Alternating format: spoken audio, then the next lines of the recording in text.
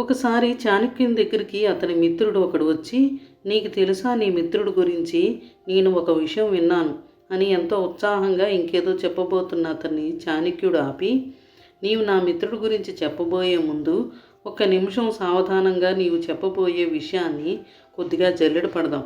దీన్ని నేను 3 జల్లెళ్ళ పరీక్ష, ట్రిపుల్ ఫిల్టర్ టెస్ట్ అంటాను అని అడగటం మొదలుపెట్టాడు. మొదటి జల్లెడ, నిజం, నీవు నా స్నేహితుడి గురించి చెప్పబోయే విషయం ఖచ్చితంగా నిజమైందని నీకు తెలుసా అని అడిగాడు. అందుకు ఆ స్నేహితుడు, లేదు, ఎవరో అంటుండగా విన్నాను అని అన్నాడు. అంటే నీవు చెప్పబోయే విషయం నిజమైనదే అని నీకు తెలియదన్నమాట అని చాణక్యుడు అన్నాడు.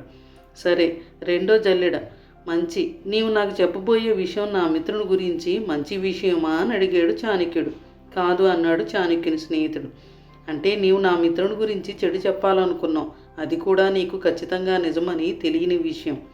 సరే, ఇంకా 3వ జల్లెడకు వెళ్దాం అన్నాడు చాణక్యుడు. 3వ జల్లెడ, ఉపయోగం, నీవు నా మిత్రుని గురించి చెప్పబోయే విషయం నాకు ఉపయోగమైనదా అని చాణక్యుడు అడిగాడు.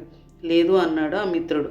అయితే నీవు చెప్పబోయే విషయం నిజమైనది, మంచిది, ఉపయోగకరమైనది కానప్పుడు నాకు చెప్పడం ఎందుకు అని అన్నాడు చాణక్యుడు.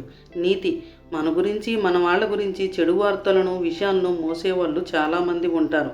ఒక విషయం, చాడీ వినే ముందు ఈ 3 జల్లెడ పద్ధతిని అనుసరిస్తే మన బంధాలు నిలబడతాయి, మంచి పెంపొందుతుంది, చాడీలు నివారించబడతాయి.